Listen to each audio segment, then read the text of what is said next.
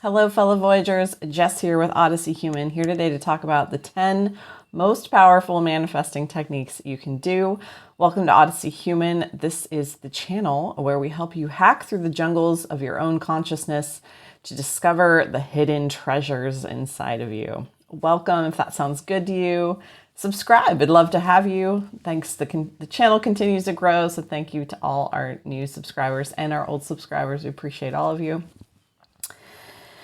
So manifesting isn't about just getting the goal, right? Just getting the big thing that's going to make us happy, that we believe will change our lives. It's also about the quality of how you are literally creating yourself in every moment, right? It's about, how are you feeling on the day to day? How good is your experience? Are you loving your experience? Are you hating your experience and just waiting for that big thing, the big goal? Are you withholding that joy from yourself until it arrives? So this list, this list may not be like lists that you've heard of the most powerful manifesting techniques, because in that, framing it in that way, we recognize that, it's not the other techniques. It's not the affirmations and the visualization and the scripting that is getting you what you want. It is the quality of who you're being. It's the quality of who you are being, because you're an imaginal act. And we're going to talk about that in one of the numbers. You are an imaginal act, how you generate yourself on a moment by moment basis with the choices you make, your attention, your story. That is manifesting. How are you self-generating? And what is the quality of that experience? Is it good or bad? Is it painful or pleasurable? Is it happy or sad? So this is the top 10 most powerful things, most powerful techniques you can do. So in no particular order except number 1. So some of these are from Genevieve Davis, the magic books, which I love.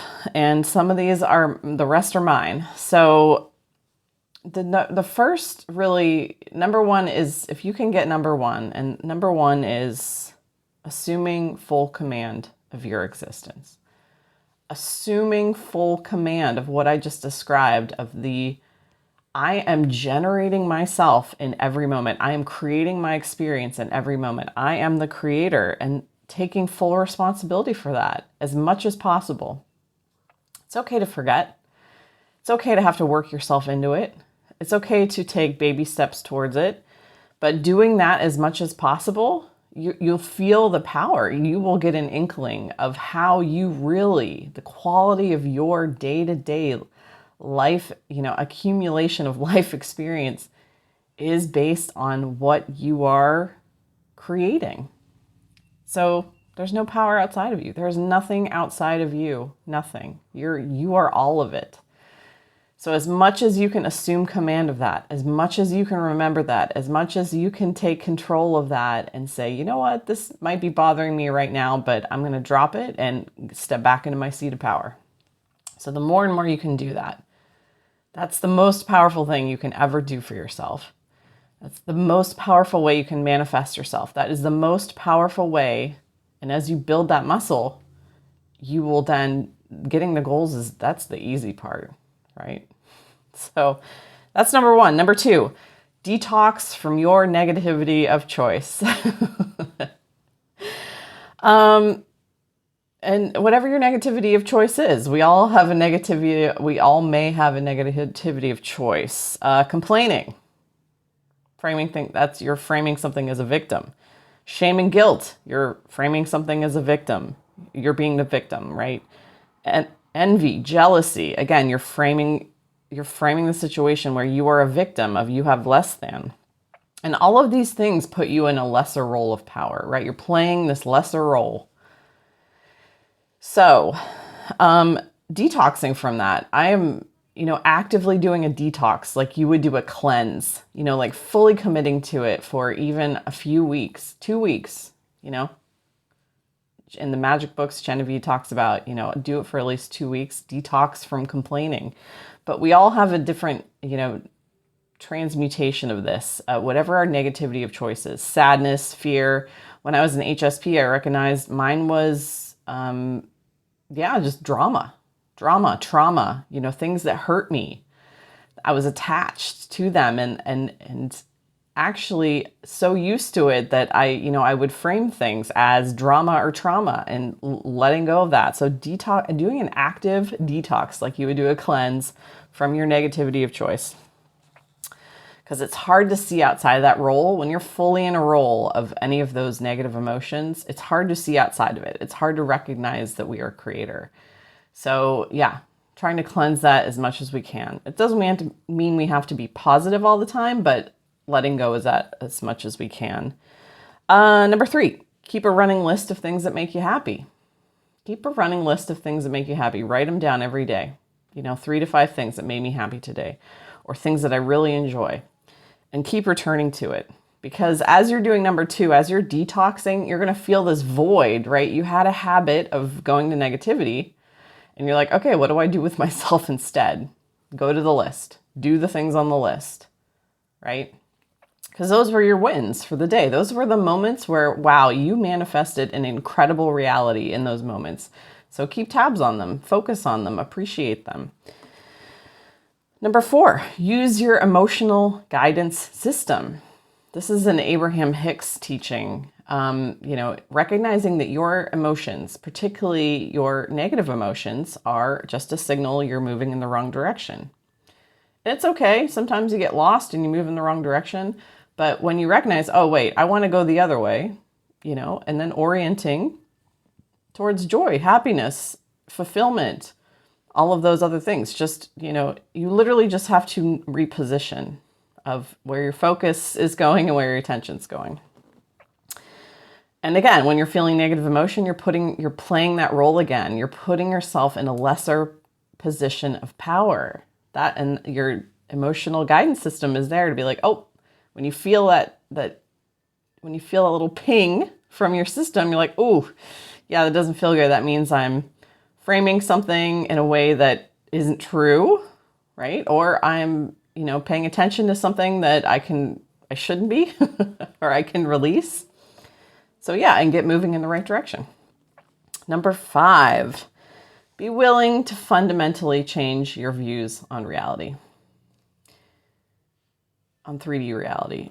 We've all been really conditioned to bow to circumstances, right? We're told that's just how life is. Life isn't fair, or whatever these kind of unhelpful life lessons are. We've been taught to bow to them. And our tendency to do that will continue to be less and less when we're willing to see 3D reality in a totally different way. And that's calling it a perception, a representation, a dream, a hologram, a simulation. I use all of these words interchangeably, and they all might have different meaning for you. So pick the one you want and really be willing to see it as that. And then again, it'll be easier to do number 1 of stepping into full power. Because when you're like, oh, this is just a dream.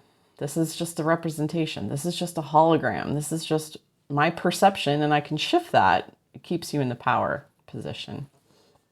Number 6, recognize your past and your future as imaginal acts. I once heard, and this stuck with me, that we never remember the same event. We never remember an event the same way twice. And so what does that mean? That means that we're using our imagination to recreate it in our memory, in our mind's eye.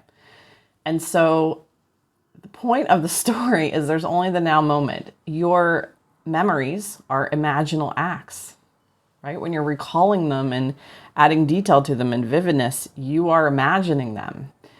Same with your future. When you think about something in the future, you're using an imaginal act. You are creating an imaginal act. So don't go back to bad memories. You don't have to. That's kind of like number 2, detoxing from your negativity. You don't have to go back to them. Just leave them be. Just let them go. Just release them. When your mind wants to wander back to something that's happened in the past, remember that you're just recreating it again in the present moment, right? You're creating an imaginal act in the present moment. And just like I said before, Even the present moment is an imaginal act. It's a representation. It's all representations. It's all holograms. So we're always creating. We never stop creating, right? We never go on autopilot, and 3D reality is, it's totally objective and outside of us and running the show. We're always creating. So just don't, you can revise, you can just release them. But know that as you're remembering or as you're projecting into the future, those are imaginal acts. So make them imaginal acts that you want to experience, that bring you joy instead of pain. Number 7, just a few more. Calibrate truth from within and not without. Your truth. You get to decide what's possible and impossible.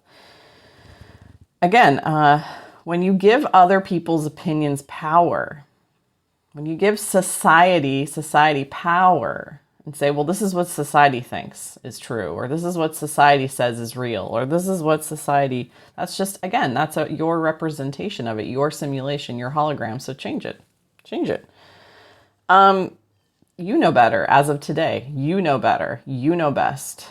You know what's true for you. Claim it, flex that muscle, stay in it. You are the truth of your situation. Number 8, spend your attention wisely. Your attention is like a powerful tractor beam. And when you focus on something, when you're looking at it and paying attention, orienting to it, letting it soak into your conscious awareness, thinking about it, it's like a tractor beam, and you're giving reality to whatever you're pointing that tractor beam at. So if you want something to go away, remove the tractor beam, move it slightly to the left or to the right onto something else. And guess what happens to that thing outside? That thing you were paying attention to goes back into the ether, like literally into the pool of potential, and starts to change. It starts to change. So if you smother things by removing your tractor beam of your attention, spend it wisely. Your attention is very powerful. And number 9, being overdoing. This is a really interesting concept. Again, we've all been conditioned to, take step 1, 2, 3, 4, 5, and then you'll get the prize, the reward, the whatever, the goal at the end. Doing keeps that power structure in place, right? That you can't just have the thing by claiming it, by being it, by saying, I am beautiful. Instead we say, oh, I have to lose 10 pounds. I got to color my hair. I got to wear makeup. I got to be beautiful, right? We're putting power outside of ourselves when we rely heavily on doing. And doing is necessary sometimes, it's okay. But being, you want to really accelerate getting to the goal. You can just go skip the line, go right to being it. It's mine. It's done. It's here. It's now. Be it instead of do it. Skip the line. Number 10, our final one here. Your desires are already yours. Again, that is, let's circle it back to the beginning. Your desires are already yours. When you feel a desire come up, you already have it. The desire is already there for you. You already are that. The only thing standing between you seeing it is your belief that, outside circumstances haven't changed yet, or you have to go do stuff, right? You have to go do the manifesting techniques to get the thing. Your desire is already yours the minute you feel it. It is already yours. The only thing standing between you and already having it is your belief that you're not seeing the change yet, or that it's not there, right? So release the belief. Release the belief. It's already yours. It's yours. It's yours. So let me know what you thought. Drop a comment below. Try 1 or 2 of these. Commit to 1 or 2 of these today, and watch your concept of yourself, your experience of yourself, your manifesting capabilities completely change. It's not the affirmations and the visualizations. It's the stuff you do to change yourself fundamentally, to change the way you think, to stay in your power, to recognize your magic, and to master and to work with your emotions to recognize where you are in your own consciousness at any given moment. So let me know what you thought. Drop a comment below. I'm happy to engage with you. Have a wonderful day. Thanks for watching.